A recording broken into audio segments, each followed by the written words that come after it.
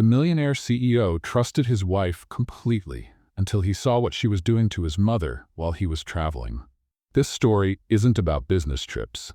It's about coming home and realizing that danger had been sitting at the table, while behind the scenes, someone was fighting to stay alive. The CEO walked through the mansion door at 11 at night, with a rolling suitcase in one hand and his phone in the other, still answering emails as if the world would end if he stopped for 5 seconds. Matthew Montgomery was 38 years old, ran one of the largest technology companies in the United States, and managed the feat of being present in 3 different time zones on the same day. His face was known on business magazine covers, his name appeared on lists of most influential executives, and his house barely remembered he existed. That night, however, something was different. The mansion in Greenwich was too quiet. It wasn't the comfortable silence of a sleeping house. It was the kind of silence that weighs on the air, that makes you pay attention to your own footsteps. "Mr. Montgomery?" The housekeeper appeared in the hallway with wide eyes, her hands twisting a dish towel as if it were an Olympic sport. "You didn't say you were coming back today. My flight from Chicago was moved up." Matthew finally put his phone in his pocket, noticing the strange expression on her face. "What's going on, Margaret?" "Going on? Nothing, sir. I mean, well, Margaret, it's Mrs. Ruth, sir." Matthew's stomach sank. "What about my mother? She's not doing very well. For 3 days, actually. Mrs. Diana said not to bother you during your trip, said everything was under control, but—" Matthew didn't wait for the rest of the sentence. He dropped his suitcase in the middle of the hallway and climbed the stairs 2 at a time, his heart beating at a rhythm that didn't match a man used to investor presentations and million-dollar decisions. Ruth's room was at the end of the east corridor, overlooking the gardens. When Matthew opened the door, what he found made his legs freeze in place. His mother was in bed, not sitting up reading, not watching television with some sharp comment on the tip of her tongue.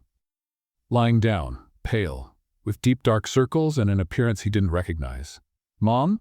Ruth opened her eyes slowly, as if even that small movement required enormous effort. "Matthew." Her voice came out weak, drawn out. "You came back. What happened?" He approached the bed, taking her hand. It was cold. "Mom, what happened to you?" "I don't know, dear. I started feeling sick a few days ago. Dizziness, nausea, weakness. Diana said it was just the flu." Matthew felt something tighten in his chest. It wasn't fear. It was something worse.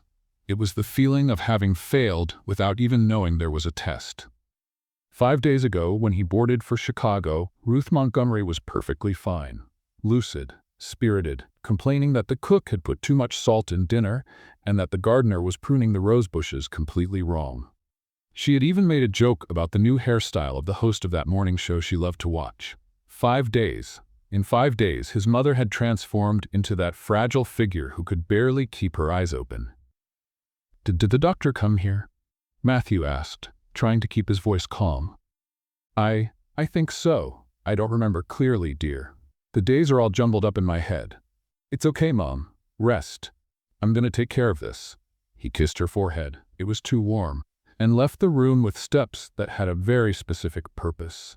He found Diana in the living room, flipping through a decorating magazine as if it were just any Tuesday. She looked up when he entered, and her face lit up with that rehearsed smile he knew so well. "Matthew, what a wonderful surprise. I didn't know you were arriving today. What happened to my mother?" Diana's smile wavered for a fraction of a second. Just a fraction, but Matthew noticed. "Your mother? She has the flu, dear. These things happen at her age. I've been taking care of everything." "Taking care of everything?"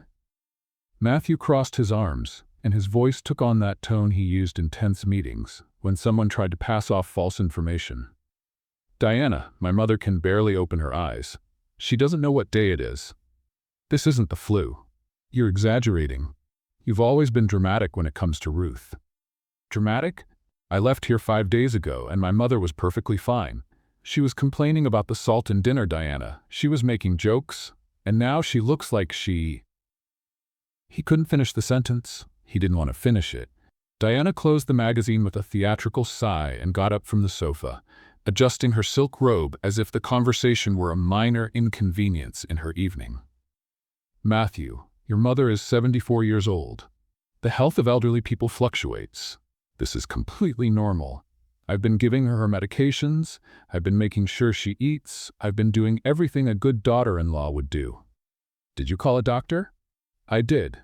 He came the day before yesterday. He said it was a viral condition and that she needed rest. Which doctor? Doctor. Diana hesitated for a moment. Dr. Peterson, the one who makes house calls. I've never heard of any Dr. Peterson, because you're never here, Matthew. She crossed her arms, mirroring his posture.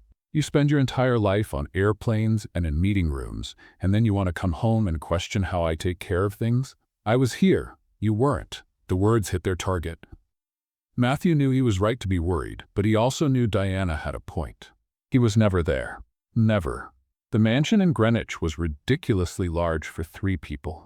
It had 14 bedrooms, 8 bathrooms, a pool nobody used, and a tennis court that basically served as decoration. It was the type of house that appeared in architecture magazines, but never appeared in any happy family memories. Matthew spent, on average, 6 days a month there, sometimes less. San Francisco, Chicago, Boston, Los Angeles, Seattle. His itinerary looked like an airline route map. Board meetings, investor presentations, conferences on technological innovation in the healthcare sector. Matthew was very good at what he did. So good that there was no time left to do anything else. But still, she wasn't like this when I left, he said, more to himself than to Diana. Something happened. What happened was that she got sick. It happens to everyone. You're looking for problems where none exist. I want to see the prescription. What? The prescription. The paper the doctor left.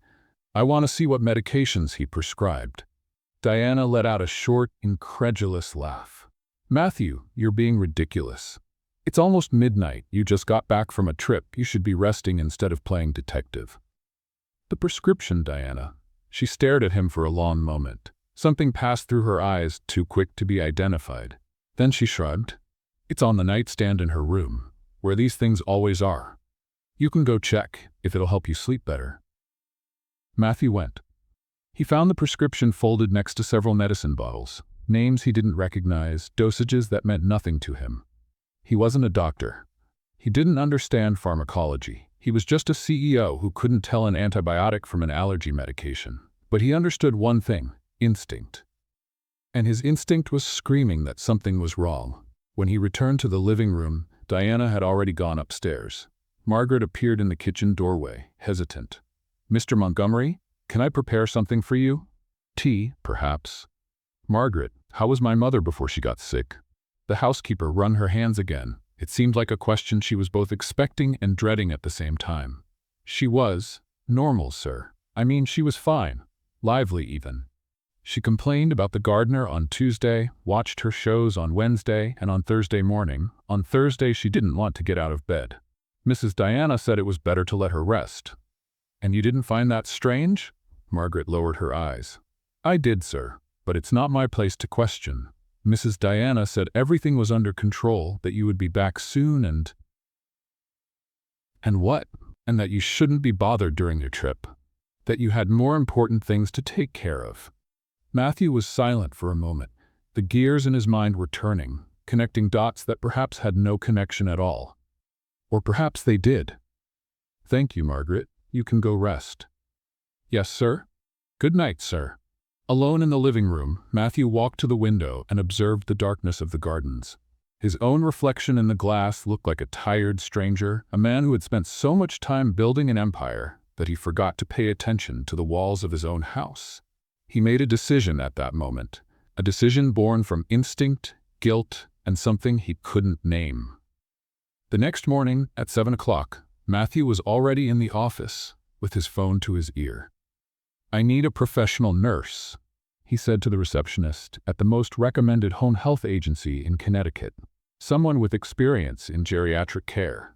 Someone competent, reliable, and who can start as soon as possible. We have a professional who fits the profile perfectly, Mr. Montgomery. Beatriz Caldwell, impeccable references, 5 years of experience, specialized in elderly patient care. When can she start? Monday, if that's convenient. Perfect. Diana appeared in the office doorway just as he was hanging up. Her face was calm, but her eyes told a different story. Who was that? A health agency. I hired a nurse to take care of my mother. A nurse? Diana crossed her arms. Matthew, this is completely unnecessary. I'm here. I can take care of her. You have your own activities, your lunches, your events, your things. My things? Her tone turned icy. Are you telling me I'm not capable of taking care of your mother? I'm telling you my mother needs professional care. Someone who understands medications, symptoms, medical routines. This isn't an insult, Diana. It's a precaution. A precaution against what exactly? Matthew didn't answer. He didn't have an answer that made sense. Not yet. Diana held his gaze for a moment, then shook her head slowly. Do what you want. You always do. But when this stranger creates problems inside our house, don't say I didn't warn you. She turned and left, her heels echoing on the wooden floor like small explosions of contained anger. Matthew looked out the window again. The sun was rising over Greenwich, painting the gardens in golden tones that seemed completely disconnected from the tension hovering within those walls. He didn't know why he had this feeling. He couldn't explain the restlessness that woke him at 4 in the morning and wouldn't let him sleep anymore. He couldn't name the sensation that something very wrong was happening right under his nose. But he was going to find out. Monday, 9 o'clock sharp. The mansion's intercom rang with that punctuality Matthew admired in any professional. He himself was in the office, organizing his briefcase for another trip that would begin in a few hours, when Margaret appeared in the doorway. Mr. Montgomery, the nurse has arrived. Send her in. And let her know that Dr. Harrison arrives at 10 for the evaluation. Matthew had spent the entire weekend organizing everything. He no longer trusted the vague information Diana had given about that Dr. Peterson. He called the most respected hospital in Greenwich and hired a renowned geriatrician to do a complete evaluation of his mother and prescribe new treatment. If there was something wrong with Ruth, he wanted to know exactly what. He came down the stairs expecting to find the standard type of healthcare professional he had seen dozens of times in hospitals and clinics. White coat, rigid posture, that air of someone about to turn any environment into a hospital extension. What he found was a 28-year-old woman, brown hair pulled back in a simple bun, carrying a rolling suitcase that had clearly seen better days, and a shoulder bag that seemed to weigh more than she did. Mr. Montgomery? She extended her hand with a calm smile. Beatriz Caldwell. The agency sent me. Matthew Montgomery. Thank you for coming so quickly. The agency said it was urgent. Beatrice looked around the mansion with an expression Matthew couldn't immediately decipher. It wasn't impressed. It wasn't intimidated. It was observant, as if she were cataloging every detail for future reference. Is your mother in the bedroom? She is. She's improved a bit since Friday, but she's still not well. Actually, I hired a geriatrician to come here today. Dr. Harrison from Greenwich Central Hospital. He's going to do a complete evaluation and give you all the necessary prescriptions to follow. Excellent decision, sir. Having updated medical guidance is essential for any treatment. Excuse me. Diana appeared at the top of the stairs, descending with that rehearsed elegance that seemed too natural to be real. She was impeccable at 9 in the morning, hair done, perfect makeup, a dress that probably cost any normal person's monthly salary. You must be the nurse. It wasn't a question, it was a classification. Beatrice Caldwell. The nurse extended her hand, but Diana only waved vaguely in her direction. Diana Montgomery. I hope you know what you're doing. We've never had a nurse here before. Honestly, I still think it's unnecessary. I'll do my best, ma'am. And a doctor, too?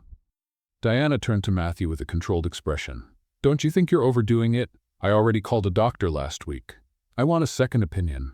From someone whose reputation I know. Something passed through Diana's eyes, quick, almost imperceptible. As you wish, she said, with a smile that didn't reach her eyes. After all, it's your money. Matthew cleared his throat, feeling that familiar tension that always arose when Diana decided to mark her territory. Beatrice, I've prepared a room for you on the 2nd floor. It's next to my mother's room. The idea is for you to be available in case she needs anything during the night. She's going to live here? Diana didn't hide her surprise, or her displeasure. It's part of the arrangement. Full-time care requires constant presence. Matthew, we didn't discuss this.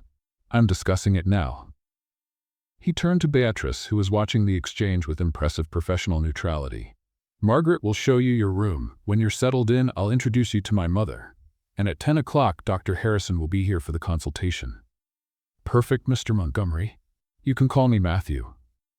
"I prefer to keep it formal, sir. At least in the beginning."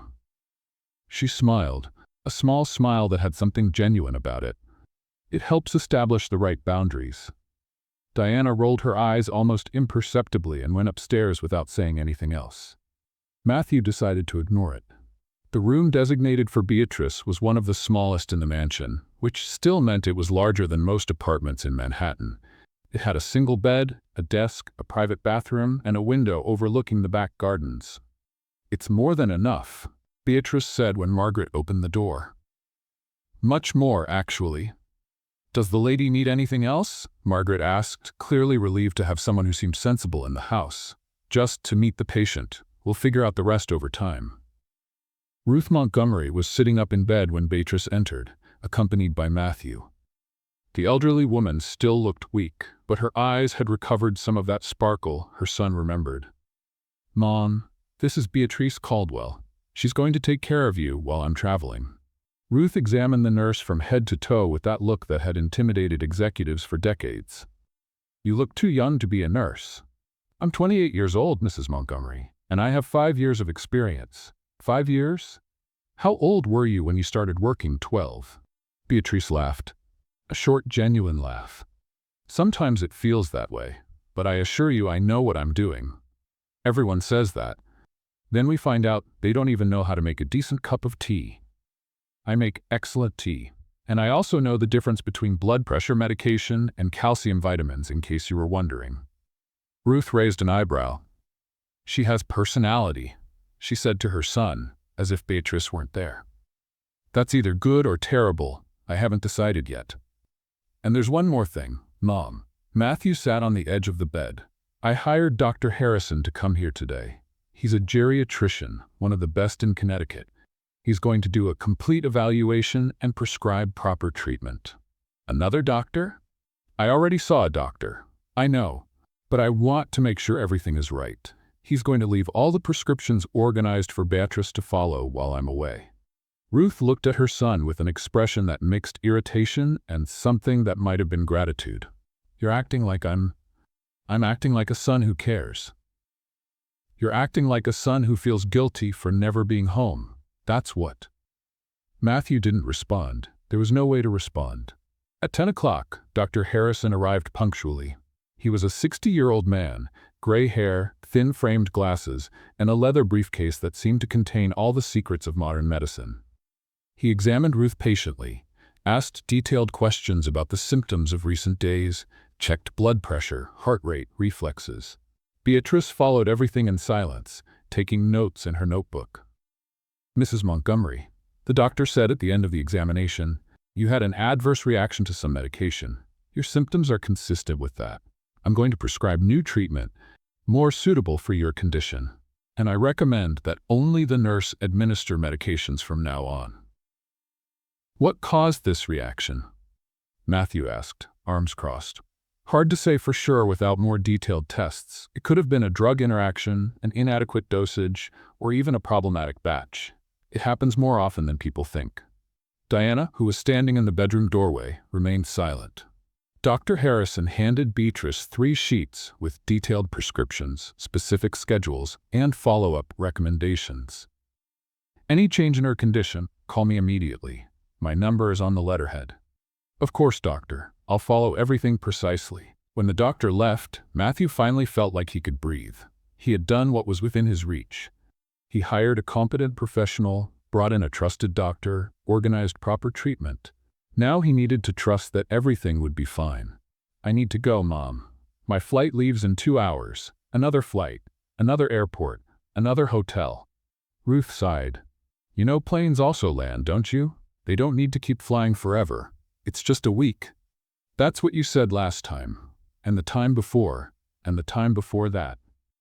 This time I'll come back, I promise." "Your promises have a lower fulfillment rate than weather forecasts, Matthew." He laughed, despite everything. His mother never lost the ability to make him laugh even when she was clearly irritated with him. I'll call every day. You'll be too busy to call, but that's okay. Now I have new company." Ruth looked at Beatrice with something that might have been curiosity. "We'll see if this one can handle it." "We'll see indeed," Beatrice responded, unfazed. Matthew left the room with the strange feeling that he was leaving his mother in better hands than the ones he had found when he arrived. It was an uncomfortable thought, considering that Diana was his wife and theoretically should be the most trustworthy person in the house. But theory and practice rarely went together in the Montgomery mansion. At the front door, Diana was waiting. She gave him a quick kiss on the cheek, the same automatic kiss as always. "Have a good trip. Take care of things here. I always do." Matthew got into the car that would take him to the airport, looking in the rearview mirror as the mansion grew smaller and smaller. Something in his chest said he should stay. Something in his schedule said he couldn't. The schedule won, as always. Inside the mansion, Beatrice began her work with a quiet efficiency that impressed even Margaret. She organized Ruth's medications in a box separated by schedules, strictly following Dr. Harrison's prescriptions. She verified each dosage 3 times, checked names, made detailed notes in her notebook. "You're organized," Ruth observed at the end of the first day when Beatrice brought her dinner on a perfectly arranged tray. "I'm an accountant's daughter. Organization is in my genetic code. And what's an accountant's daughter doing working as a nurse? Paying the bills while I study to become a doctor." Ruth stopped her fork halfway to her mouth. "A doctor? I'm still trying to get into medical school. It's not easy when you work full-time." "I imagine it isn't." Beatrice adjusted the pillows behind Ruth with smooth, precise movements. "Do you need anything else?" "I need you to stop calling me ma'am. It makes me feel like I'm 200 years old." "What would you prefer?" "Ruth is fine." "Or stubborn old woman." "My son calls me that when he thinks I'm not listening." "Ruth, then." That night, after the whole house was asleep, Beatrice sat at her room's desk with a stack of biology and anatomy books. The lamp's light created a yellow circle over the pages as she took notes, underlined, and reviewed concepts she would need to master for the entrance exam. This had been her routine for 3 years. Work during the day, study at night, sleep when there was time left. It wasn't an easy life, but it was the life she had chosen. On the wall above the desk, she had taped a small piece of paper with a phrase: "Medicine isn't destiny, it's a decision." At 2 in the morning, a soft sound made her lift her head. Footsteps in the hallway. She got up and opened the door silently.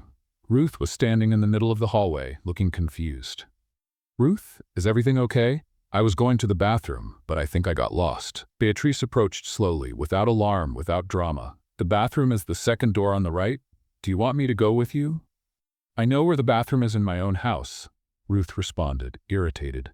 Then she softened. "But maybe I'll accept the company. Just this once." Beatrice accompanied her to the bathroom and waited outside. When Ruth came out, she seemed more lucid. "I hate this," the elderly woman murmured. "This confusion, this weakness." "You're not weak.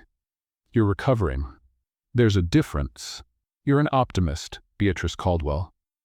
It's the only way to survive in this job." Ruth looked at her for a long moment. "You're going to be a good doctor when you get into medical school." "Thank you. Now take me back to my room before my daughter-in-law shows up and thinks I'm wandering around the house like a ghost." Beatrice smiled and offered her arm. Ruth accepted, even while pretending she didn't need it. At Diana's bedroom door, a sliver of light indicated that someone was still awake. Beatrice pretended not to notice the eyes watching them through the opening. But there was something none of them knew. Something Matthew had done in the last hours before boarding, while the house was still asleep and his conscience screamed that this was absurd. He had installed cameras. It wasn't planned. It wasn't rational. It was the type of decision born at 3 in the morning, when the brain of a CEO accustomed to controlling empires realizes it controls absolutely nothing inside his own house. Matthew chose the hiding spots with the precision of someone who spends his life analyzing details others ignore. A tiny camera behind the landscape painting in the living room, the one nobody had looked at for years. Another hidden among the leaves of an artificial arrangement in the kitchen, one of those the decorator had insisted would give life to the space. The third, The riskiest was disguised inside an antique clock in the second-floor hallway, a gift from his grandfather that everyone thought was broken. And the fourth he installed when Beatriz took Ruth for a light walk in the gardens, following Dr. Harrison's recommendations. 15 minutes. That was all he had. He entered his mother's room with his heart racing, chose a dried flower frame that faced the bed and the nightstand where the medications were kept, and positioned the device with trembling hands. "If anyone sees me doing this, my reputation is down the drain," he murmured while adjusting the angle. No one saw. No one ever looked at dried flower frames. "I am a grown man," he said to the bathroom mirror while washing his hands. "Owner of a billion-dollar company, and I just spent an hour installing hidden cameras in my own house like a character from a cheap spy movie." The reflection didn't respond, probably out of embarrassment. At the airport, 3 hours later, Matthew boarded for Boston with the feeling that he had completely lost his good sense. He sat in first class, accepted a glass of champagne he didn't intend to drink, and opened the camera app for the first time. The image showed the empty living room. "Fascinating," he murmured, closing the app. He opened it again 5 minutes later. The living room was still empty. "I definitely need professional help." But curiosity was stronger than reason. During the first 3 days in Boston, Matthew developed the habit of checking the cameras between meetings. Sometimes during meetings, which earned him some strange looks when he laughed alone in the middle of a presentation about fiscal projections. The reason for the laughter? Ruth Montgomery trying to teach Beatriz to play cards. "That's cheating," Ruth's voice sounded through the phone's audio, indignant. "It's not cheating, Ruth. You showed me your cards by accident." "I didn't show anything. You literally held the deck facing my direction for 30 seconds while you looked for your glasses. My glasses were on my head." "I know, I told you 3 times. Matthew had to fake a coughing fit to disguise his laughter. The CFO looked at him with genuine concern. The following images showed more of the same. Beatriz and Ruth developing a routine that seemed taken from a comedy. Ruth complaining that the tea was cold. Beatriz explaining that she had let the tea get cold because Ruth spent 20 minutes telling the story of how she met her late husband in 1972. Ruth responding that the story was important and that Beatriz needed to learn to make tea faster. "Do you want me to make tea while you talk?" Beatriz asked in one of the recordings. "I want you to make tea, listen to my story, and agree with everything I say. Is that too much to ask?" "Considering you just said your husband was more handsome than any current actor, and I completely disagree, yes, it's too much to ask. You didn't know Harold." "I saw his photo. He had a mustache that looked like a squirrel sleeping on his upper lip." Ruth was silent for 3 seconds. Then she started laughing. A genuine laugh that Matthew hadn't heard in years. He watched that scene 4 times. The bedroom camera showed Beatriz administering the medications with clockwork precision. She checked each bottle, verified the time, wrote everything in her notebook. Ruth complained it was too much medicine. Beatriz responded it was too much health. And the two ended up arguing about which cooking show was better while the treatment was given. Diana, on the other hand, appeared in the recordings with the frequency of a comet. She passed through the living room toward the door, always well-dressed, always in a hurry, always with some important appointment that didn't include checking on how her mother-in-law was doing. When she appeared near Ruth, the interactions were surgical. "Do you need anything?" Diana asked in one of the recordings, standing in the bedroom doorway. "Company would be nice." Ruth responded, "You have the nurse for that. Nurses are paid to care. Family should want to care." Diana smiled that smile Matthew knew so well, the smile that meant nothing. "I have a lunch appointment. I'll be back later." She didn't come back, not that day. Matthew watched the scene with a tightness in his chest he couldn't name. It wasn't anger, it wasn't surprise, it was something worse. Recognition. He did the same thing. He passed through his mother's life toward commitments that seemed more important. The difference was that he at least felt guilty. Diana seemed to feel nothing. On the 4th night, Matthew was at the hotel in Boston when a notification from the app appeared. Movement detected at 2 in the morning. He opened the hallway camera and saw Beatriz accompanying Ruth to the bathroom. exactly as had happened the first night. But this time, something different caught his attention. When they were returning to the room, Ruth stopped in the middle of the hallway and looked at Beatriz with a serious expression. "You're a good person, Beatriz Caldwell." "Thank you, Ruth." "No. You don't understand." The elderly woman's voice was loaded with something Matthew couldn't identify. "In this house, good people are rare. Very rare." The hidden camera in the antique clock captured everything clearly, including something that made Matthew pause the recording. Diana, standing at her own bedroom door, watching the two with an expression he had never seen before. It wasn't contempt, it wasn't impatience, it was calculation. Matthew enlarged the image, his heart racing for no apparent reason. Diana stood there for exactly 12 seconds before closing the door silently. 12 seconds. Enough time to observe, to evaluate, to plan. Matthew closed the app and stared at the hotel room ceiling for an entire hour. Something was wrong. He didn't know what. He didn't know how. But every instinct he had developed in years of negotiations screamed that he needed to pay more attention. The problem was that he had another entire week of commitments. And in that mansion in Greenwich, hidden behind paintings, vases, broken clocks, and dried flowers, the truth continued to be recorded. Silently, patiently, waiting for the right moment to reveal the unthinkable. 2 weeks passed, and the Montgomery mansion had transformed into a silent battlefield where nobody declared war, but everyone knew exactly whose side they were on. Ruth and Beatriz developed a routine that worked like a Swiss watch. Every morning at 7 o'clock, Beatriz appeared in the room with breakfast and organized medications. At 9, a light walk through the gardens. At 11, an improvised physical therapy session that basically consisted of Ruth complaining that her knees weren't the same anymore, and Beatriz responding that nobody's knees were the same after 70. "My knees were wonderful," Ruth said on a sunny morning, sitting on the iron bench in the garden. "I danced with them at 3 prom dances." 3? Beatriz raised an eyebrow. "You went to 3 proms?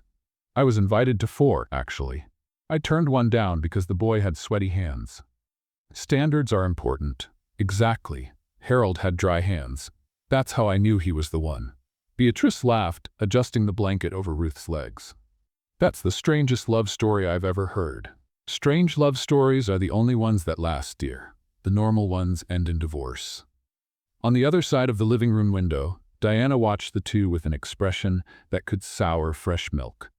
She had been there for 20 minutes, holding a cup of coffee that had already gone completely cold. "Margaret," she called without taking her eyes off the garden. "Doesn't the nurse have other duties besides small talk?" "She's accompanying Mrs. Ruth on her morning walk, ma'am. Doctor's orders." "That doesn't look like a walk. It looks like an outdoor book club." Margaret didn't respond. She had learned long ago that some questions didn't require an answer, just survival. The small conflicts began to appear like weeds in a well-tended garden, always subtle, always disguised by a thin layer of politeness that fooled no one. "Beatriz," Diana said one afternoon, finding the nurse in the kitchen preparing tea. "Don't you think you're overdoing the care a bit?" "Overdoing it how, Mrs. Montgomery?" "Ruth is a grown woman. She doesn't need someone holding her hand 24 hours a day." "I don't hold her hand 24 hours a day. Sometimes she prefers to play cards." Diana narrowed her eyes. "Are you being sarcastic?" "I'm being literal. She really prefers to play cards, especially when she's winning." "And does she always win?" "No.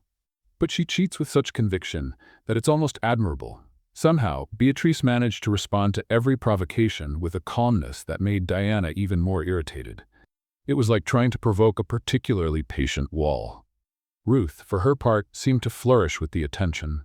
Her cheeks had regained their color, her eyes sparkled with that sharp intelligence Matthew remembered from childhood, and her tongue was sharper than ever. "Diana, dear," Ruth said at a rare dinner when everyone was at the table. "You seem tense. Are you sleeping well?" "I'm sleeping perfectly, Ruth." "Good, because you have dark circles that look like luggage." Beatriz choked on her juice. Margaret developed a sudden and intense interest in the flower arrangement in the center of the table. Diana smiled that smile that didn't reach her eyes. "Thank you for the concern, Ruth. Always so observant. At my age, observing is one of the few pleasures left." That, and making inconvenient comments. I'm enjoying both. Matthew arrived home from his trip at the end of the third week, exhausted from meetings in 3 different time zones. What he found was an atmosphere so heavy you could feel the weight in the air as soon as he crossed the threshold. "How are things?" he asked Diana while unpacking. "Perfect. Your mother is doing great. The nurse is doing an adequate job." "Adequate? What do you want me to say? That she's an angel sent from heaven?" Diana crossed her arms. "She's an employee doing her job. Nothing more, nothing less."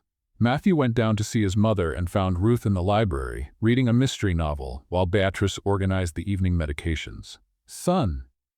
Ruth gave a genuine smile. "You look terrible. Thank you, Mom. I missed you too." "Seriously, Matthew, you need to sleep more. You look like you fought with your pillow all night and lost badly. It's good to know you're feeling better. The insults are up to date." Beatriz smiled discreetly while noting something in her notebook. "Your mother is responding very well to the treatment, Mr. Montgomery. Her blood pressure levels have stabilized. Her energy has improved considerably." "I'm old, not deaf," Ruth interrupted. "You can talk about me as if I were here, because, surprise, I am here." Matthew spent 2 days at home. 2 days in which he observed everything with new eyes. Ruth seemed like a different person from the one he had found that night when he returned from Chicago. She was lucid, good-humored, even participating in meals at the table. Diana, on the other hand, seemed increasingly distant. Her smiles were mechanical, her conversations were monosyllabic, and she avoided Ruth as if her mother-in-law were contagious. "Is everything okay between you two?" Matthew asked on the last night before traveling again. "Between whom?" "You and my mother." Diana let out a short laugh.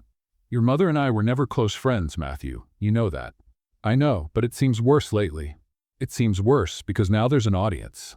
She turned to the mirror, applying cream to her face. "That nurse is always there, watching, taking notes. It's uncomfortable. She's doing her job, and I'm playing my part as the concerned wife. Everyone is playing their parts. How wonderful." Matthew boarded the next day with an uncomfortable feeling in his chest. Something was wrong. The conflict seemed too domestic to be important, too personal to be resolved. It was the kind of thing every family faced, wasn't it? Maybe he was imagining things. Maybe the cameras had made him paranoid. Maybe Diana was right, and he needed to trust people more. Maybe. On the plane, he opened the camera app one last time. The image showed Ruth and Beatriz in the garden, laughing at something he couldn't hear. He closed the app and put his phone away. He had a whole week of meetings ahead. The company wasn't going to run itself. His mother was in good hands. Diana had been his wife for 5 years. Everything was under control. And as the plane took off toward San Francisco, the cameras in the mansion continued recording. Silent, patient, capturing every movement, every glance, every door that opened when no one should have been awake. At 3 in the morning, a solitary figure was checking the medication bottles. And this time, it wasn't Beatriz. But Matthew didn't look. He was asleep. San Francisco welcomed Matthew with fog, traffic, and a schedule so tight he barely had time to breathe between meetings. But even so, between presentations and negotiations, his fingers found their way to the camera app as if they had a will of their own. His assistant was the first to notice. "Mr. Montgomery, are you okay? That's the 3rd time you've checked your phone in 10 minutes. "I'm fine, Kevin. Just following the market." "The market closes at 4, sir. It's 11 at night." "The Asian market, Kevin?" "Time zone."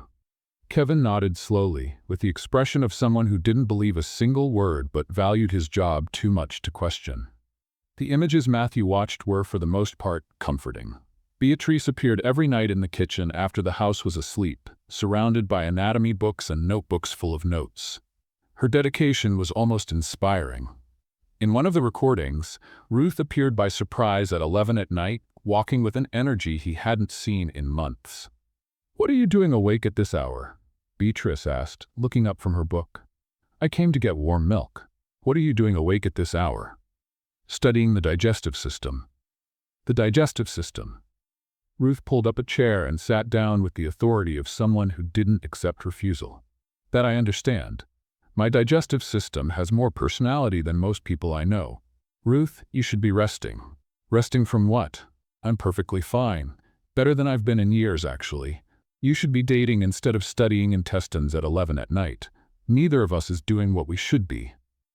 Beatriz laughed and turned the book to show a colorful diagram. "This here is the small intestine." "Small? That thing is 23 feet long.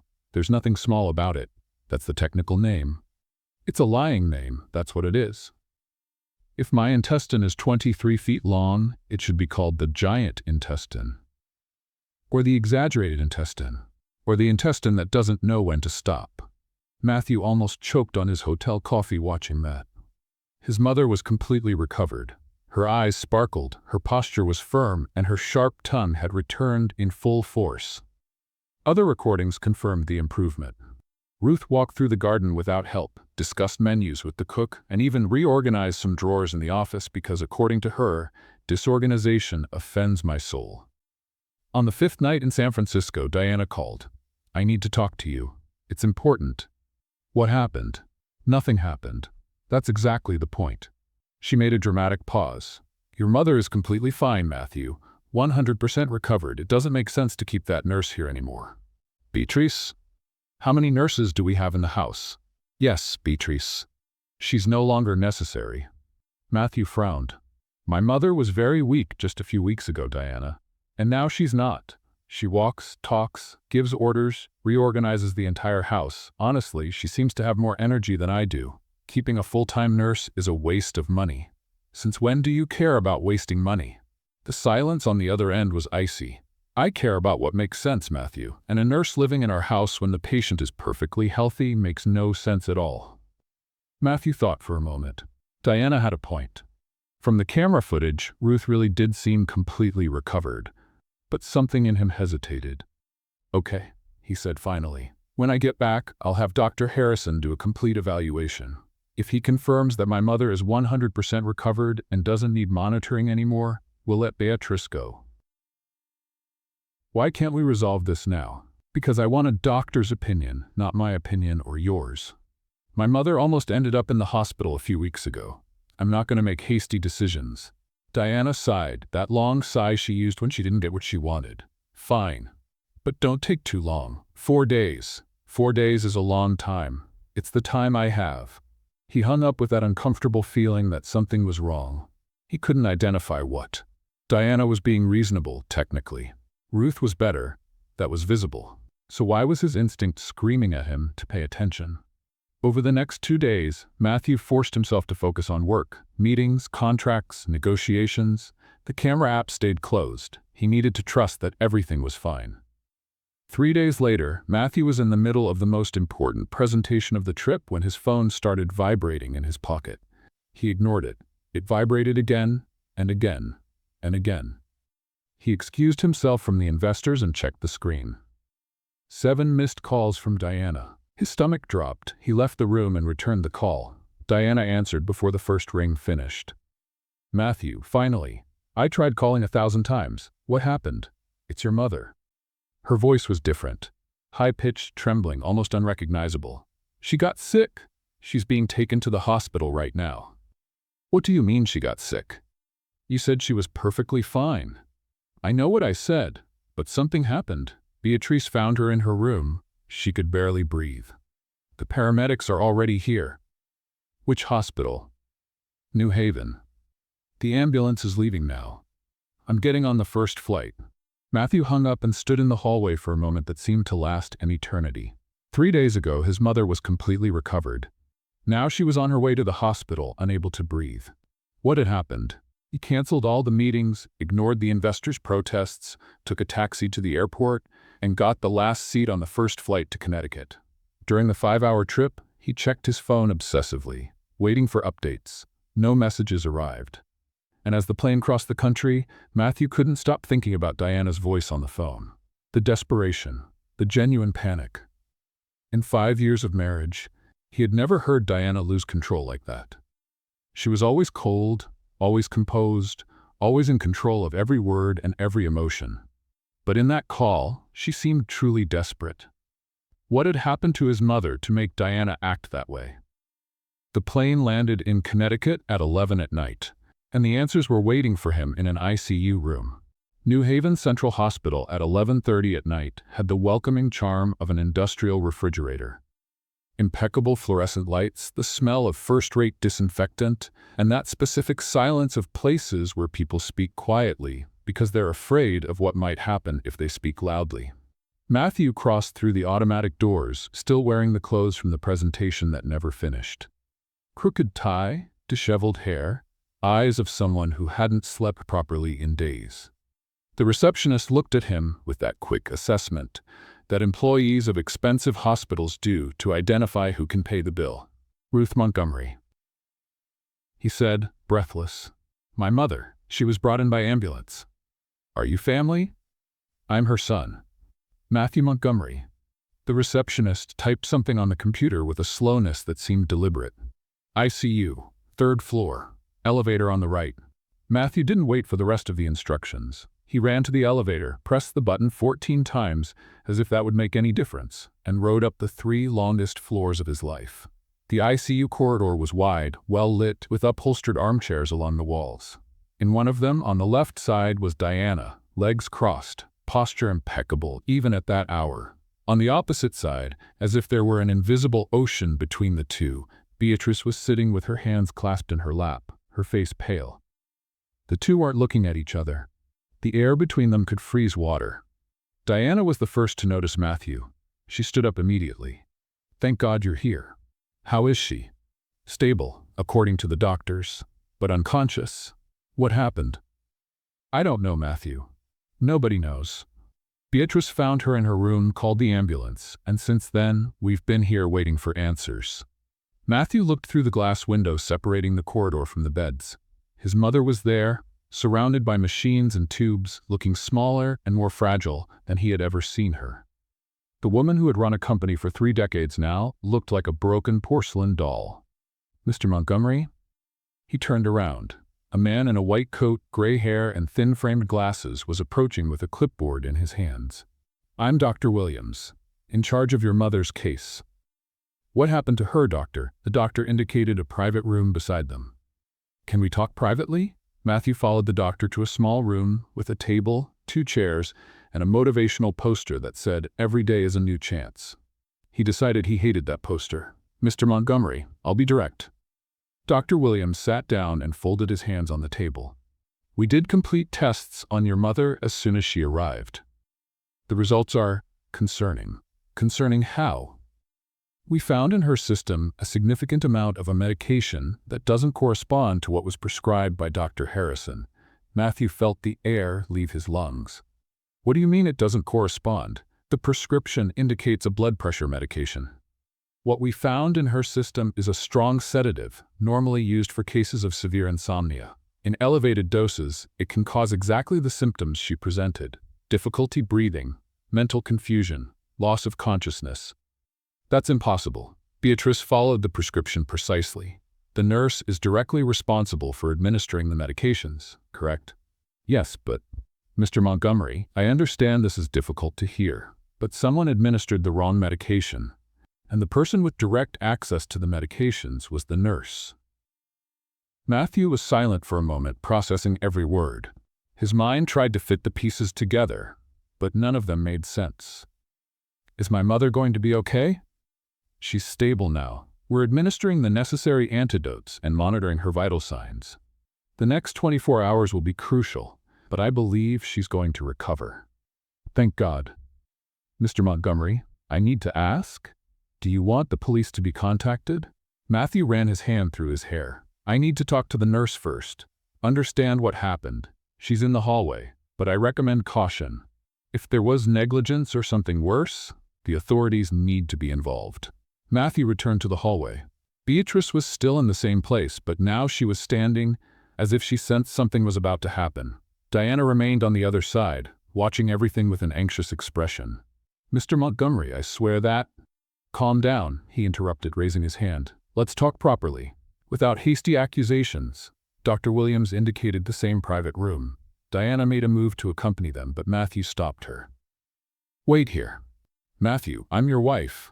I have the right to— Wait here, Diana, please. She stepped back with a controlled expression, her lips pressed into a thin line. Inside the room, Beatriz sat in the chair with her hands trembling slightly, but her eyes were steady, determined. "Mr. Montgomery, I administered all the medications exactly as prescribed by Dr. Harrison, every day at the right times, in the right doses. I write everything in my notebook. Do you have this notebook?" "I do. It's in my bag. I can show you every entry, every time, every medication." "Everything is documented," Dr. Williams intervened. "Miss Caldwell, the medication found in Mrs. Montgomery's system was not in the prescription." "How do you explain that?" "I don't explain it, doctor, because I didn't administer any medication that wasn't on the list." Beatrice's voice was firm, but Matthew could see the effort she was making to stay calm. "Someone made a mistake, but it wasn't me." "Someone?" The doctor raised an eyebrow. "Are you suggesting that another person had access to the medications?" "I'm saying it wasn't me. If that means it was someone else, then yes, it was someone else. The bottles were on the nightstand in Mrs. Ruth's room. Anyone could have switched the contents. And who else would have access?" Beatrice hesitated. Her eyes drifted to the door where Diana was waiting on the other side. "I'm not going to accuse anyone without proof. But I'm also not going to accept being accused unfairly." Matthew watched the exchange in silence. The conviction in Beatrice's voice was impressive. Either she was completely innocent, or she was the best actress he had ever met. "Are you absolutely certain of what you're saying?" he asked. "Mr. Montgomery, I've dedicated 5 years of my life to this profession. I study every night to achieve my dream of becoming a doctor. I would never do anything that would harm a patient. Never. If you don't believe me, I understand. But the truth is that I followed every instruction precisely." Matthew nodded slowly and left the room. Diana was exactly where he had left her, her posture erect, her hands crossed in front of her body. "What happened in there?" she asked immediately. "What did the doctor say? Why did it take so long?" Matthew took a deep breath. "The doctor found a medication in my mother's system that shouldn't have been there. A strong sedative. It doesn't correspond to Dr. Harrison's prescription." Diana's eyes widened. "What?" "Someone gave her the wrong medication, and that caused all the symptoms." "My God." Diana brought her hand to her chest. "And what did the nurse say?" "That she didn't do anything wrong, that she followed the prescription correctly." "Of course she said that. What else would she say?" Diana shook her head, indignant. "Matthew, this woman almost killed your mother. She was responsible for the medications. She had access to everything. There's no other explanation." "Diana?" "No, Matthew, listen to me." She gripped his arm firmly. "The situation is serious. Your mother is in the ICU because of a mistake that nurse made. Or worse, because of something she did on purpose." Diana took her phone from her purse before Matthew could say anything. "What are you doing?" "Calling the police. It's what any sensible person would do." "Diana, wait. Wait for what?" "Another victim." She was already dialing. "Emergency? I need to report a crime. I'm at New Haven Central Hospital, 3rd floor ICU. A nurse administered the wrong medications to an elderly patient. The patient is in serious condition." "Yes, the nurse is still here at the hospital. We need police officers immediately." She paused, listening. "Montgomery. Diana Montgomery. The patient is Ruth Montgomery, my mother-in-law. Thank you." She hung up and looked at Matthew with a mission-accomplished expression. "They're on their way, and they're sending a team to the mansion to collect the medications as evidence." Matthew didn't respond. Something in him wanted to protest, but all the evidence pointed to Beatrice. She was responsible for the medications. She had direct access. The logic was irrefutable. On the other side of the hallway, Beatrice watched everything in silence. She couldn't hear the conversation, but she could see the expressions, the gestures, the phone in Diana's hand. She knew what was happening. 30 minutes later, 2 police officers arrived at the hospital. They were professional, serious, with that posture of people who had seen everything. They listened to Dr. Williams's report, asked questions of Diana and Matthew, wrote everything down in official notepads. "Mrs. Diana Montgomery was the one who made the complaint?" one of them asked. "It was me, yes." Diana was in her element, the indignant victim, the concerned wife, the dedicated daughter-in-law. "My mother-in-law is in that ICU because of this woman. She was responsible for the medications. She had access to everything. There's no other explanation." The officer nodded and approached Beatrice. Miss Beatrice Caldwell? Yes, that's me. You are being detained for questioning regarding the case of Ruth Montgomery. You have the right to remain silent. Anything you say can be used against you in court. You have the right to an attorney. If you cannot afford one, the state will provide a public defender. Beatrice raised her chin, maintaining her dignity even as the handcuffs were placed on her wrists. The cold metal against her skin was humiliating, but she refused to cry. I am innocent, she said, looking directly at Matthew. You will discover the truth. Everyone says that, man, the officer responded, leading her down the hallway. Diana watched the scene with her arms crossed, her lips curved in an expression that tried to look serious but couldn't completely hide the satisfaction. Finally, she murmured quietly. What? Matthew asked. Finally, the police arrived. Now we can have peace. Matthew didn't respond. He watched Beatrice being led toward the elevator, the handcuffs gleaming under the fluorescent lights, her posture erect despite everything. I'm going to the police station, he said. For what, Matthew? The police will take care of everything. I need answers, Diana. I need to understand what happened, Diana sighed. As you wish, I'll stay here with your mother. Someone needs to be by her side when she wakes up. Matthew looked through the ICU window one last time. His mother was still unconscious, her chest rising and falling to the rhythm of the machines. Call me if there's any change, he said. Of course, dear.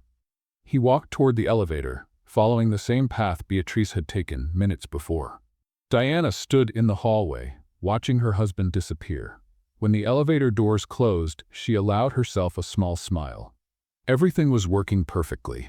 The nurse was arrested. Ruth was in the ICU, and soon, very soon, the old woman would finally be out of the way forever. The door to the interrogation room closed with a metallic click that echoed through the empty hallway of the police station. Matthew watched Beatrice disappear behind that door, the handcuffs still gleaming on her wrists, her posture erect, despite everything. The Greenwich police station at 2 a.m. had the charm of a dentist's waiting room. Uncomfortable chairs, coffee that seemed to have been made the previous week, and that strange silence of places where people preferred not to be. Matthew sat on a wooden bench outside, his eyes fixed on the closed door. The clock on the wall made an irritating noise every second, as if it wanted to remind him that time was passing and he couldn't do anything about it. A police officer passed by, carrying a stack of papers. Mr. Montgomery, you can go home. We'll contact you when we have news. I'd rather wait. It could take a while, sir. These interrogations sometimes take hours. I have time. The officer shrugged and moved on. Matthew stayed there, alone with his thoughts, and for the first time since he had received Diana's call, he allowed himself to think calmly. Something didn't make sense. He closed his eyes and the images began to appear. Not the images from the hospital, not his mother's pale face in the ICU. Other images. The images from the cameras he had watched for weeks. Beatrice teaching Ruth to play cards in the living room. Ruth cheating shamelessly, and Beatrice pretending not to notice. The two laughing together as if they were old friends. Beatrice waking up at 2 a.m. to accompany Ruth to the bathroom, without complaining, without sighing, with the same patience she would have at 2 p.m. Beatrice studying in the kitchen, surrounded by anatomy books, her eyes tired but determined. A woman fighting for a dream while caring for a stranger as if she were her own family. Matthew opened his eyes. Would this woman be capable of hurting someone? Mr. Montgomery? He raised his head. A middle-aged female officer was standing in front of him, with a notepad in her hand. Yes? I'm Detective Harris. We need your statement as well. Can you come with me? Matthew nodded and followed the detective to another room. It was a small space with a metal table, 2 chairs, and a mirror he knew was fake. Please have a seat. He obeyed. The chair was uncomfortable, probably on purpose. Mr. Montgomery, can you tell me what happened? From the beginning. Matthew took a deep breath and began to speak. He told her about the trip to San Francisco, Diana's call informing him that Ruth had gotten sick, the rush to the hospital, the doctor's revelation about the wrong medication. The detective wrote everything down with precise handwriting. And do you trust the nurse? She asked. Matthew hesitated. The camera images came back to his mind. Beatrice caring for Ruth with genuine affection. Honestly, detective, I don't know what to believe anymore. I understand. Anything else you would like to add? Matthew opened his mouth to say no, but then stopped. An idea came to his mind like lightning in a clear sky. The cameras, he said slowly. There's something I need to tell you. What? I installed security cameras in my house. Hidden cameras. The detective looked up from her notepad, clearly interested. Hidden cameras? Yes, in common areas. In the living room, kitchen, hallway, and my mother's bedroom. Why did you do that? I travel a lot for work. I wanted to be able to monitor how things were at home. And were these cameras recording in recent days? They were. They record 24 hours a day. Everything is stored on a server I access from my phone. The detective leaned forward. Mr. Montgomery, are you telling me you might have recordings of who tampered with your mother's medications? I don't know. I was asleep at the hotel when... He stopped. But the cameras keep recording even when I'm not watching. Then we're going to need to see this. Now, Matthew took his phone from his pocket and opened the app. The detective pulled up a chair and sat beside him. Can you find the night before your mother was hospitalized? Matthew navigated through the files until he found the correct date. He selected the kitchen camera and began fast-forwarding through the images. Midnight. 1 in the morning. 2 in the morning. 3:12 in the morning. A figure entered the frame. Matthew frowned. Who would be in the kitchen at that hour? He was asleep at the hotel in San Francisco. He hadn't seen this recording. The figure approached the counter where Ruth's medications were kept. Female hands picked up one of the bottles, opened the lid, and began to switch the contents with precise movements. Can you enlarge this image? The detective asked. Matthew touched the screen, increasing the zoom. The figure still had her back turned, but something about that silhouette seemed familiar. The hair, the posture, the way she moved. The woman finished switching the medications, put everything back in place, and turned to leave. The light from the window illuminated her face. The phone almost fell from Matthew's hands. Diana. His wife. The woman he trusted blindly. The woman who was at this moment at the hospital, taking care of Ruth. Mr. Montgomery? The detective called. Do you recognize this person? Matthew couldn't speak, couldn't breathe. The world had stopped making sense. Mr. Montgomery? It's my wife, he whispered. It's Diana. The detective was silent for a moment, processing the information. Are you absolutely certain? I've been married to her for 5 years. It's her. The detective stood up immediately and left the room.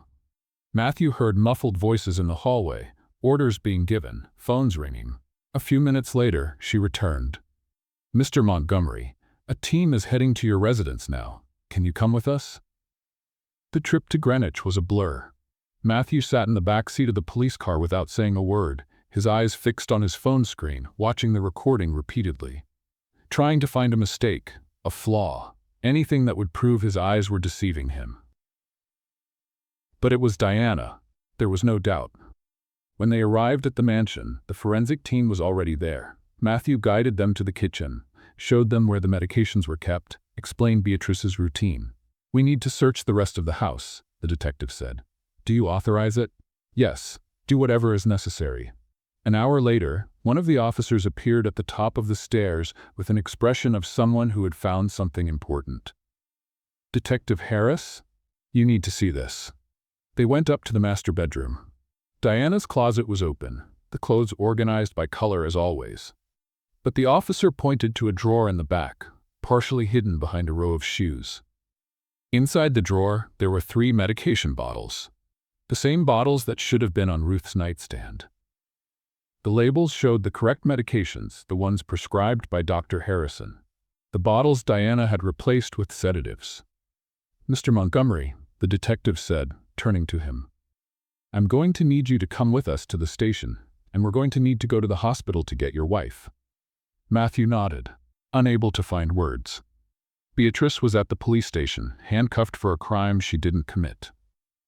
Diana was at the hospital, pretending to be concerned about the woman she had tried to harm. And he, Matthew Montgomery, had just discovered that his marriage was a lie. The police car lights cut through the Connecticut dawn like a warning of what was to come. Matthew followed in the back seat, in absolute silence, while Detective Harris coordinated the operation by radio. Team 2, proceed to New Haven Central Hospital. 3rd floor ICU. Suspect is Diana Montgomery, white female, brown hair, approximately 5'7". She doesn't know she's being sought. Proceed with discretion. The metallic voice on the radio confirmed receipt of the order. Matthew looked out the window without really seeing anything. The streets of Greenwich passed like a blur. The illuminated mansions, the perfect gardens, the life he thought he knew. Everything seemed different now. Smaller, false. "Mr. Montgomery," the detective said, turning from the front seat. "Do you want to be present when we arrest your wife?" It was a question he never imagined he would have to answer. "Yes," he said, his voice hoarse. "I need to see." The hospital was silent when they arrived. That heavy silence of the early morning hours, when only the most serious cases occupy the hallways and nurses walk with muffled steps. Detective Harris led the group, followed by 2 uniformed officers. Matthew came right behind, his heart beating at a rhythm he didn't recognize. The elevator climbed the 3 floors in slow motion, or at least it seemed that way. When the doors opened onto the ICU corridor, Matthew spotted Diana immediately. She was sitting in the same armchair as before, legs crossed, phone in hand, the expression of boredom poorly disguised as concern. Upon seeing the group approaching, she stood up with a smile. "Matthew, you're back. Any news about the nurse? Did she confess?" The question hung in the air for a moment. Matthew observed her as if seeing her for the first time. The brown eyes he thought he knew, the smile that now seemed like a mask, the elegant posture that hid something he had never noticed. "Diana Montgomery?" Detective Harris stepped forward. "Yes, that's me." Diana frowned, looking at the officers. "What's going on?" "You are under arrest for the attempted serious harm to Mrs. Ruth Montgomery through the tampering of controlled medications." Diana's smile froze. "What? This is absurd. A nurse?" "You have the right to remain silent," the detective continued unfazed. "Anything you say can be used against you in court. You have the right to an attorney." "Matthew." Diana turned to her husband, her eyes wide. "Tell them this is a mistake. I'm your wife." Matthew didn't respond. He just took his phone from his pocket and showed her the frozen image. Diana in the kitchen at 3 in the morning, her hands holding the medication bottle. Her face illuminated by the window light. The color drained from her face. This isn't, how did you?" "Cameras, Diana. I installed cameras in the house. For a moment, just a moment, the mask fell completely, and Matthew saw something in his wife's eyes that he had never seen before. It wasn't regret. It wasn't shame. It was anger. Anger. Anger at being caught. "You were spying on me?" she hissed. "In our own house? And you tried to hurt my mother. I think we're even." The officers approached with handcuffs. Diana stepped back, her composure finally abandoning her. "You don't understand, Matthew. Your mother controls everything. The company, the money, the decisions. As long as she's alive, you'll never be truly free. We'll never be free." "Free for what, Diana?" "To live, to enjoy what we have.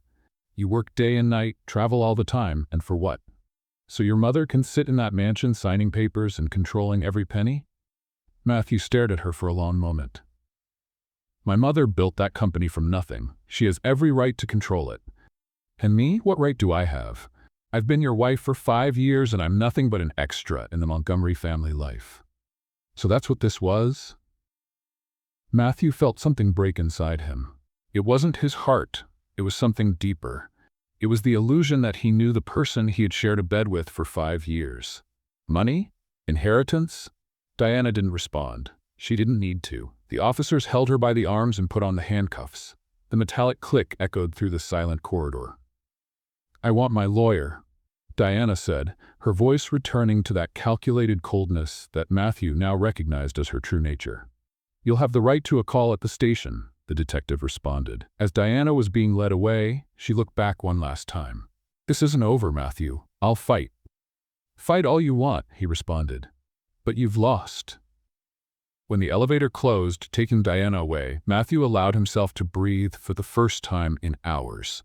He walked to the ICU window and looked at his mother, still unconscious, surrounded by machines. "I'm sorry," he murmured to the glass. I should have seen, but he hadn't seen.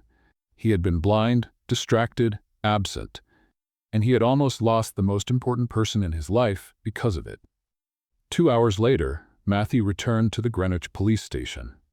There was something he needed to do before anything else. Detective Harris met him in the hallway. "Mr. Montgomery, Miss Caldwell is being processed for release now. All charges have been dropped." "Can I see her?" "Of course. She's in the waiting room." Beatriz was sitting in the same uncomfortable chair where Matthew had spent hours that early morning. Her wrists still showed reddish marks from the handcuffs. Her eyes were tired but relieved. When she saw him approaching, she stood up slowly. "Mr. Montgomery." Matthew didn't know where to begin. "I owe you an apology." "No, I owe you much more than that." "You don't owe me anything. You discovered the truth. That's what matters. You were arrested for a crime you didn't commit. You spent hours handcuffed, being interrogated, accused, because of me. Because of my family." Beatrice looked at him with that calmness he had learned to recognize in the recordings. The same calmness with which she cared for Ruth, with which she studied in the early morning hours, with which she faced every obstacle. "Mr. Montgomery, I've been working with people for 5 years. I know the truth always comes out. Sometimes it takes a while, but it comes out. You did the right thing. The right thing would have been to never let you be accused. The right thing was having cameras that proved my innocence." She gave a small smile. "Although I have to admit, knowing I was being filmed the whole time is a little strange." Matthew let out a short laugh, the first in many hours. "I promised to delete all the recordings of you studying in the kitchen." "I appreciate that. My memorization technique isn't the most elegant. I talked to myself." "I know, I saw." They stood in silence for a moment, the weight of the night finally beginning to dissipate. "How is your mother?" Beatrice asked. "Stable. The doctors say she's going to recover completely. Thank God, thanks to you." Matthew looked her in the eyes. "If you hadn't followed the treatment correctly, if you hadn't documented everything in your notebook, I never would have suspected something was wrong." Beatrice nodded but said nothing. "I'd like to ask you something," Matthew continued. "What?" "When my mother is discharged, I'd like you to continue working with us, if you still want to, after all this." Beatrice looked surprised. "You still want to hire me? After all this confusion?" "My mother trusts you. And after what I saw on the cameras, I trust you too." He paused. "Besides, she's going to need someone to lose to at cards, and apparently you're the only person who can handle her cheating." Beatrice smiled, a real smile this time. "I'll think about it, Mr. Montgomery." "Matthew. After everything that's happened, I think you can call me Matthew." "I'll think about it." Matthew. Outside the police station, the sun was beginning to rise over Connecticut. A new day, a new beginning. And somewhere in that building, Diana Montgomery was discovering that some prisons don't have bars, but consequences. The cell at the Connecticut Women's Detention Center measured 10 feet by 6. Gray walls, a metal bunk bed, a toilet without a lid, and a sink that dripped every 13 seconds. Diana Montgomery knew it was 13 seconds because she had counted. 276 times since she arrived. The orange uniform was 2 sizes too big for her. The rough fabric scratched her skin, accustomed to silk and Egyptian cotton. Her hair, always impeccable, was pulled back in a messy ponytail. Without makeup, without jewelry, without high heels, Diana looked like a faded version of herself. She was sitting on the edge of the lower bunk, her eyes fixed on the opposite wall, when a guard passed through the corridor. "Montgomery, your lawyer arrives tomorrow at 9. Diana didn't respond, didn't move, just continued staring at nothing. When the guard moved away, something inside her finally broke. Her shoulders began to shake. Her hands closed into fists, and then a sound escaped from her throat, low at first, then growing until it echoed off the concrete walls. "No!" The scream transformed into sobbing. The sobbing transformed into silence, and the silence transformed into the certainty that the life she knew had ended forever. On the other side of the city, in a hospital room that cost more per day than many people earned in a month, Ruth Montgomery opened her eyes. The light was too bright. The sounds were too confusing. But there was something familiar, the scent of men's cologne that she would recognize anywhere. "Matthew?" Her voice came out hoarse, scratchy. "Mom!" Her son's face appeared in her field of vision, his eyes red from not sleeping for days. "Thank God, you're awake." Where am I?" "In the hospital. You got sick, but everything's okay now. You're going to be fine." Ruth blinked a few times, trying to organize her thoughts. The memories returned in fragments, the room, the dizziness, the difficulty breathing. Beatrice screaming for help. She said suddenly, "Where's Beatrice?" Matthew hesitated for a fraction of a second. "She's fine, Mom. She's outside, waiting to see you. Send her in." "Mom, first we need to talk about Matthew David Montgomery." Even lying in a hospital bed connected to machines, Ruth could still use that tone that made executives tremble. "Send her in." 2 minutes later, Beatrice appeared in the doorway, hesitant. "Ruth, come here, girl." Ruth extended her hand, and Beatrice approached, holding it carefully. "You saved my life. I just did my job. Your job was to give me medication. You did much more than that." Ruth squeezed her hand with surprising strength. "Thank you." Beatrice smiled, her eyes shining. "You're welcome, but next time, try not to give me such a scare." "Next time?" "Dear, I have no intention of repeating this experience. Once being carried away in an ambulance was enough for a lifetime." Matthew watched the exchange with a lump in his throat. His mother was alive. She was lucid. She was making jokes. He said, approaching the bed, "There's something I need to tell you." Ruth looked at him with that expression she always used when she already knew the answer before the question. "About Diana?" Matthew fell silent. "I always knew something was wrong with that woman," Ruth continued, her voice calm. "From the first day. Nobody smiles that much without a reason." "Mom, why do you think I kept control of the company, Matthew? For fun?" Ruth let out a short laugh that turned into a cough. Beatrice immediately adjusted the pillows. "I knew that as long as I had the papers, she couldn't do anything. I just didn't imagine she would be so determined. You should have told me." "And would you have believed me?" Ruth looked him in the eyes. "You were in love, or at least you thought you were. If I had said anything against Diana, you would have called me a paranoid old woman." Matthew couldn't disagree. "She's in jail," he said finally. "The police found enough evidence. She's going to face charges for attempted serious bodily harm and tampering with controlled medications. Good for her." Ruth closed her eyes for a moment. "I hope the prison food is terrible." "Mom." "What?" "She tried to get me out of the way. I have a right to a little resentment." Beatrice stifled a laugh. Matthew shook his head but couldn't hide his relief. His mother was back. 2 weeks later, Ruth was discharged from the hospital. Dr. Williams was categorical in the final consultation. "Mrs. Montgomery, you're completely recovered. All tests have returned to normal. There's no need for special medical care or nursing supervision." Ruth smiled with the satisfaction of someone who had won a battle. "I told you I was tougher than I look."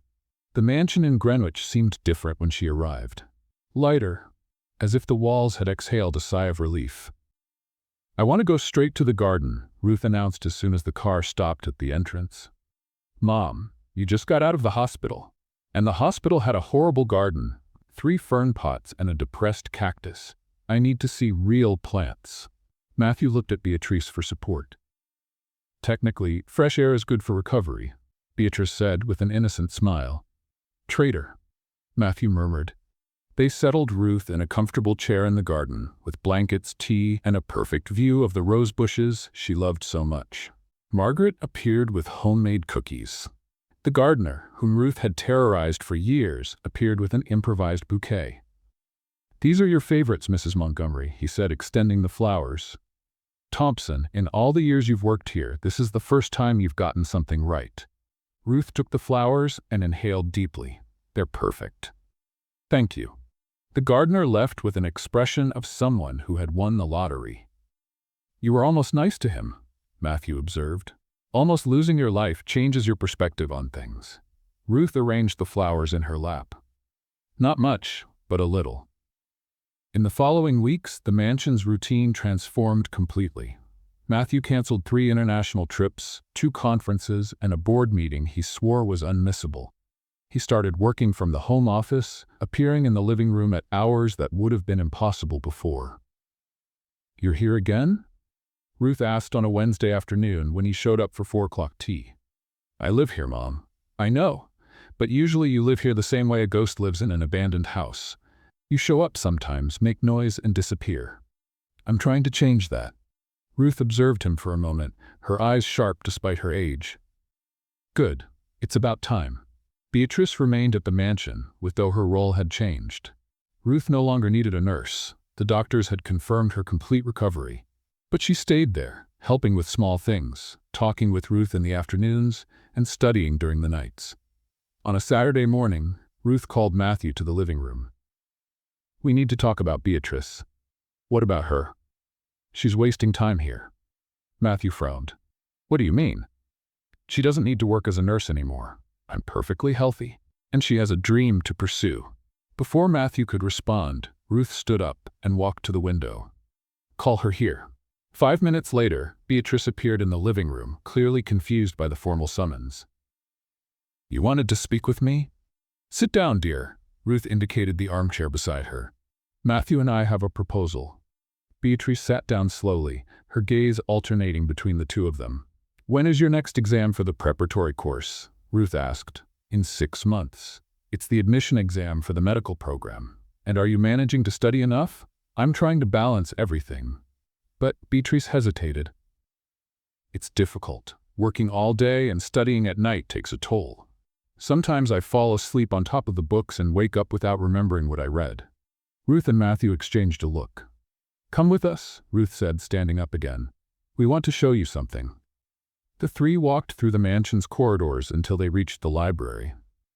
It was a room that few employees had permission to enter. The walls were covered with mahogany shelves, filled with books that went from floor to ceiling. Sunlight entered through the tall windows, creating golden beams that illuminated the dust floating in the air.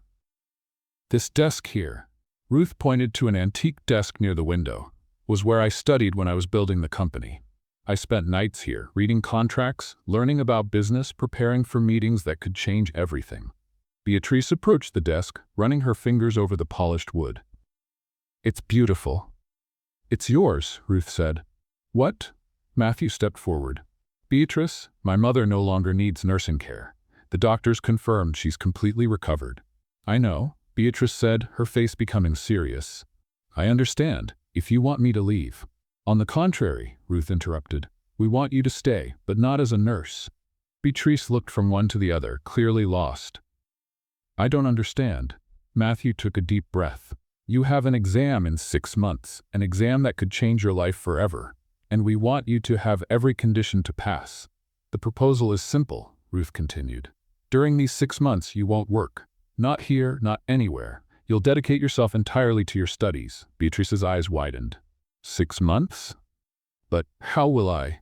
"You'll continue receiving your full salary," Matthew completed, "with all benefits. The room remains at your disposal, the meals, the library, everything. Your only obligation is to study." 6 months, Beatriz repeated as if she couldn't process the information. "You're offering me 6 months of salary not to work?" "No," Ruth corrected. "We're offering you 6 months to build your future." "There's a difference." Beatriz was silent for a long moment. Her eyes traveled around the library, the antique desk, the shelves full of books, and finally returned to Ruth and Matthew. Her hands were trembling slightly. "Why?" she asked, her voice choked. "Why would you do this for me?" Ruth walked over to her and held her hands. "Because you saved my life. Because you treated me with dignity when you could have treated me just as a patient. Because you studied in the early morning hours, even after a full day of work, sleeping 3-4 hours a night, and never complained once." Ruth's voice became softer. "And because I recognize determination when I see it. You're going to be an extraordinary doctor, Beatriz. I'm absolutely certain of that. And I want to help make that possible," Matthew added. "Consider it an investment in your future, in the kind of person you're going to become." Beatriz lowered her head, trying to hide the tears that were beginning to stream down her face. "I've spent 5 years working and studying at the same time," she said, her voice faltering. 5 years waking up at 5 in the morning, working until 7 at night, studying until midnight. I thought that was the only way. I never imagined that someone—" She couldn't finish the sentence. Ruth pulled her into a hug, something the old lady rarely did. "Everyone deserves a chance, dear, you more than most." When Beatriz composed herself, she looked at Matthew and Ruth with a gratitude that words couldn't express. "I don't know how to thank you." "Thank us by passing that exam," Ruth said, returning to her usual tone. "And then thank me again when you're a certified doctor. And if I don't pass, you will pass." Matthew said with a conviction that surprised even himself. I saw you studying every night through the cameras. I saw your dedication, your effort, your determination. If anyone deserves this chance, it's you. Beatriz smiled through her tears. You saw me talking to myself too, didn't you? We did, Ruth admitted. It's an interesting memorization technique. Noisy, but interesting. The three laughed, and the tension of the moment dissipated. I accept, Beatriz said finally. And I promise I'll make every penny worth it. Don't promise me anything, Ruth responded. Just study. And when you pass, invite me to the graduation. I want to be in the front row. If I pass, you'll be in the front row, for sure. When you pass, Matthew corrected. Not if. Beatriz looked at him for a moment, her brown eyes shining with gratitude, and something more that he couldn't identify. Thank you, Matthew. It was the first time she had used his first name without hesitation. On the other side of the library, Ruth watched the two of them with a discreet smile on her lips. Finally, she murmured to herself. It took a while, but it happened. And as the sunlight bathed the library in golden tones, life in the Montgomery mansion was finally beginning to find its balance. A balance built not on lies and appearances, but on truth, care, and second chances. The following 6 months were filled with discipline, strong coffee, and piles of books that seemed to multiply on their own. Beatriz took the Montgomery proposal seriously, perhaps even more than they expected. She woke up at 6 in the morning, drank her coffee quickly, and locked herself in the library until lunch. After lunch, more studying.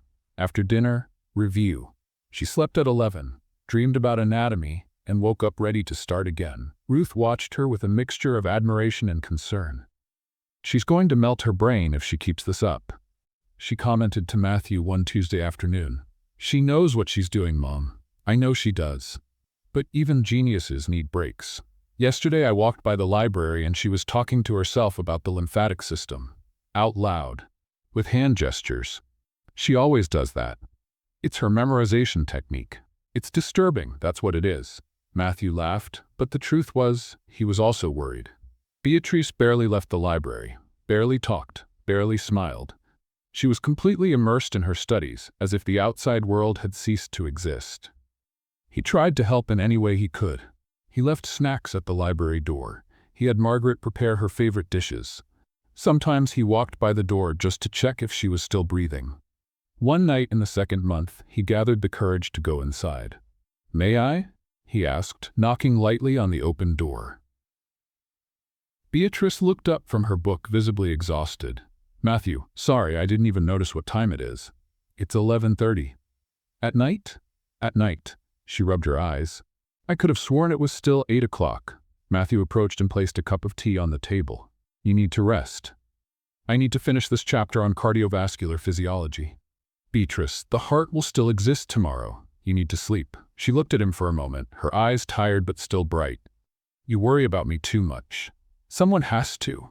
You're clearly not doing that job. A small smile appeared on her lips, the first smile Matthew had seen in days.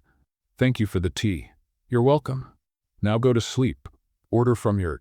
He hesitated, not knowing how to define himself. From your friend. Friend? Yes, friend. Unless you have a better word. Beatriz looked at him in a way that made his heart race. I'll think of one, she said. When my brain isn't 70% occupied with heart valves. She went to sleep. Matthew stayed awake until 2 in the morning, thinking about what that look meant. In the 4th month, the spark turned into flame. It happened by accident. Beatriz had just spent 12 hours studying neurology and came down to the kitchen at 11 at night, desperate for something sweet. Matthew was there, eating ice cream straight from the container. That's unhygienic, she said.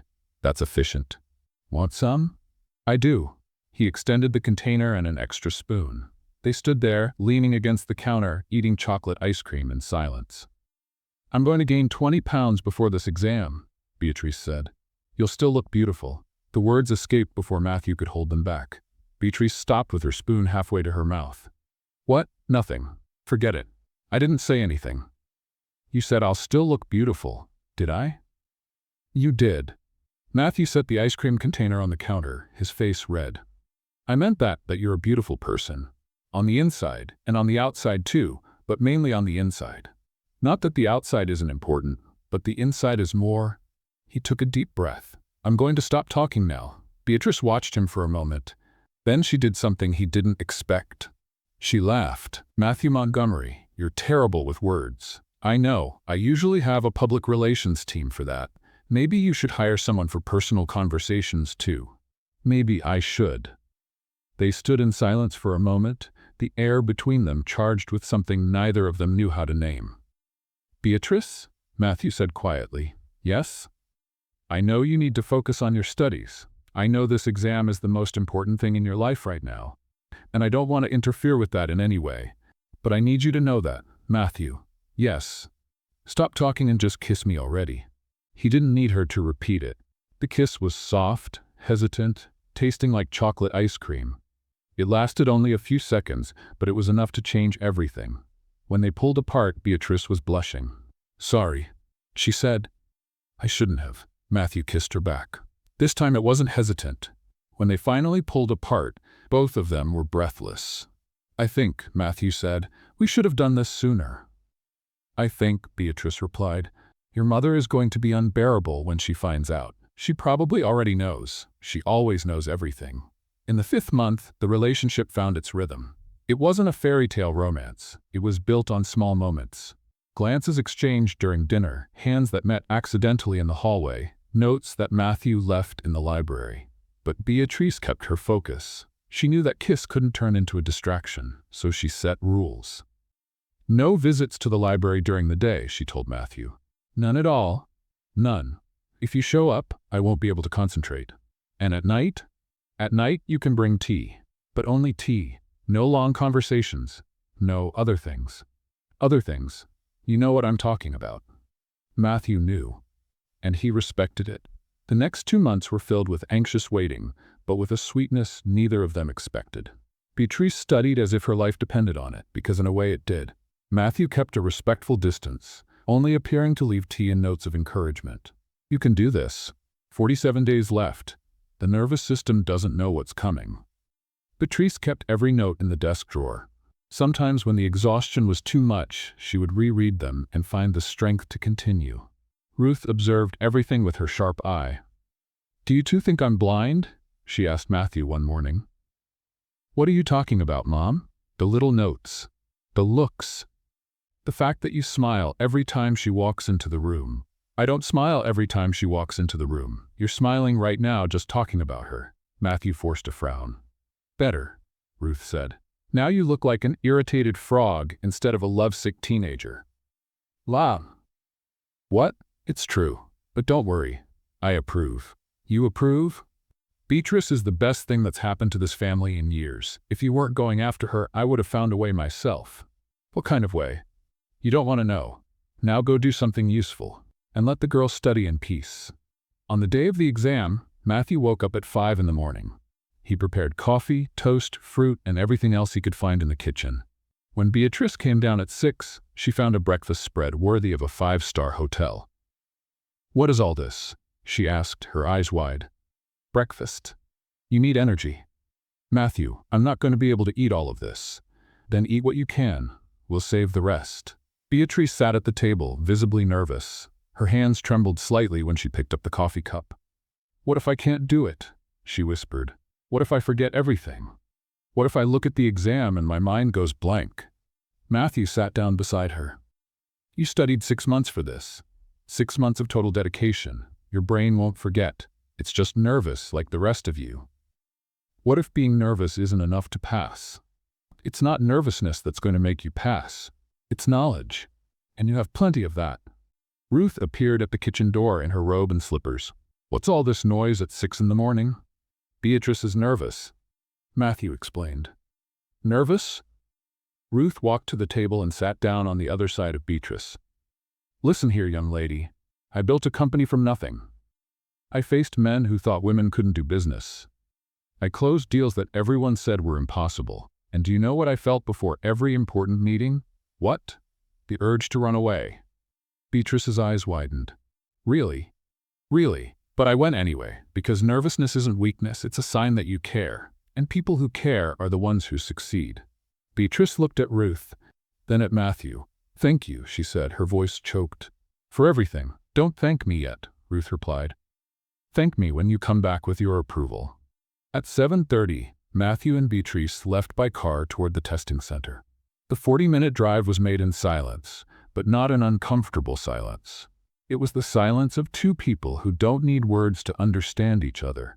When they arrived at the location, Beatriz stood looking at the building for a moment. "This is it," she said. "This is it." She turned to Matthew. "If I don't pass, you're going to pass. But if I don't pass, I want you to know that these 6 months have been the best of my life. Not because of the studying, because of you all.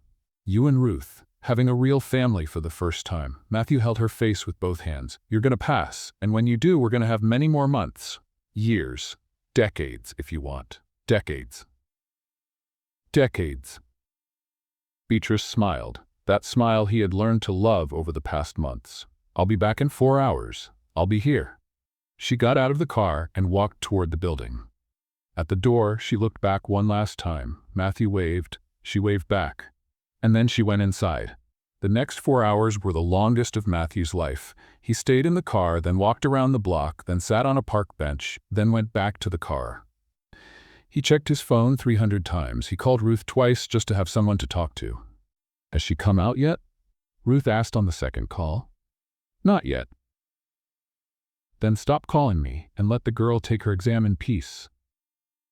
"I'm nervous. You're unbearable. Go for a walk. Buy flowers. Do something useful." Matthew bought flowers, a huge bouquet of red roses that barely fit on the back seat of the car. When Beatriz finally came out of the building at 2 in the afternoon, Matthew was leaning against the car, holding the bouquet, looking like a character from a romantic movie. She walked toward him slowly, her face impossible to read. "So?" he asked. "So what? How did it go?" Beatriz was silent for a moment. "I think I did well." "You think?" "I answered all the questions. I didn't leave anything blank. I remembered almost everything I studied. Almost everything? There was one question about the Krebs cycle that gave me trouble, but I think I got it right." Matthew hugged her, crushing the flowers between them. "You did it. I still don't know the result. You did it. I'm sure of it." Beatriz pulled back and looked at the crushed flowers. "You brought roses." "I did. They're a little flattened." "I know. Sorry. I was nervous." She laughed and kissed him, right there in the parking lot in front of other candidates leaving the building. "Thank you for being here," she said. "Always." 1 month later, the result would be released at 10 in the morning on a Thursday. Beatriz, Matthew, and Ruth were gathered in the library in front of the computer at 9:55.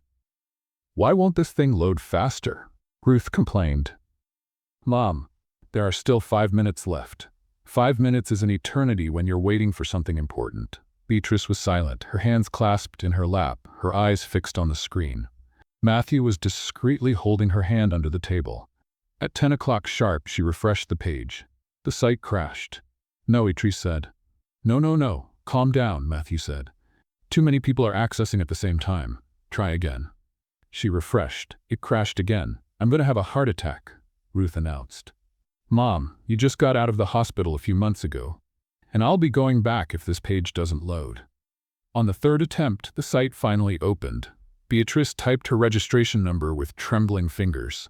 She clicked on Check Result. The page loaded. The silence in the library was absolute. Then Beatriz made a sound, a strange sound, somewhere between a scream and a sob, that made Matthew and Ruth jump in surprise. "What?" Matthew asked. "What does it say?" Beatriz couldn't speak. She just pointed at the screen. Status approved. Matthew pulled her from the chair and hugged her so tight she lost her breath. "You did it," he shouted. "I told you. I always told you. I passed," Beatriz whispered, still in shock. "Matthew, I passed." And then without thinking, without planning, without caring that Ruth was watching from 6 feet away, Matthew kissed her. It wasn't a hesitant kiss like the one in the kitchen. It was a kiss of celebration, of victory, of all the emotions from the past months overflowing at once. Beatriz held his face and kissed back with the same intensity. When they finally pulled apart, Ruth was standing beside them, arms crossed, an expression that mixed satisfaction and tears in her eyes.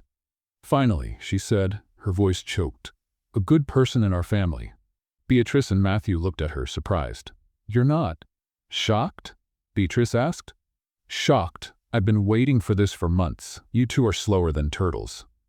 Ruth broke into a smile. "Now come on, we have an approval to celebrate, and I want champagne."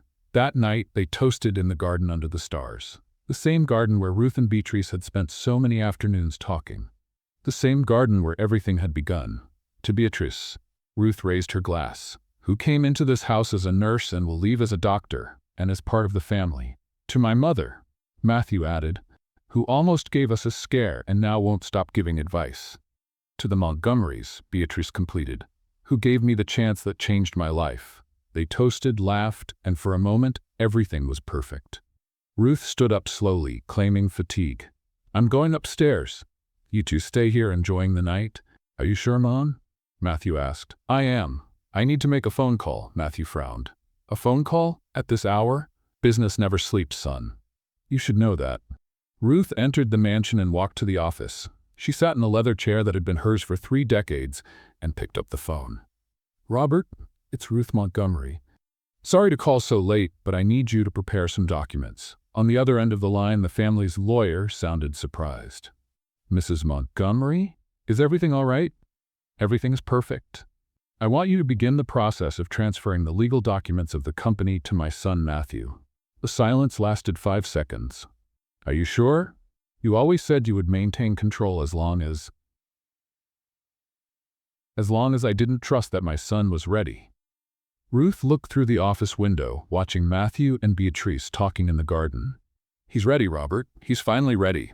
"Understood, ma'am. I'll have everything prepared for signing next week." "Thank you, Robert.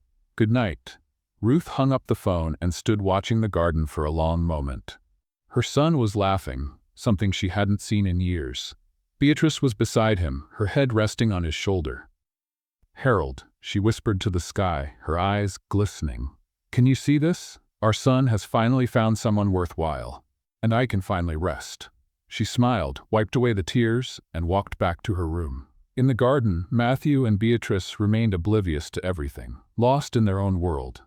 "What happens now?" she asked. "Now you're going to study medicine. You're going to become the best doctor Connecticut has ever seen, and I'm going to be by your side, cheering you on, every step of the way." "And what about us?" Matthew looked at her with that smile she had learned to love. "We have time. All the time in the world." "Decades?" "Decades." Beatriz rested her head on his shoulder, looking at the stars. "You know, when I walked into this house, I thought it was just another job. Take care of a rich lady for a few weeks and move on. And now? Now I have a family, an approval in medicine, and a man who buys flowers and crushes them all out of nervousness." Matthew laughed. "That was embarrassing. That was adorable." "Adorable?" "Very." They sat in silence for a moment, the kind of silence only truly connected people share. "Thank you," Matthew said quietly. "For what?" "For saving my mother, for opening my eyes. For showing me that there's more to life than airplanes and boardrooms." "Thank you for believing in me," Beatriz replied.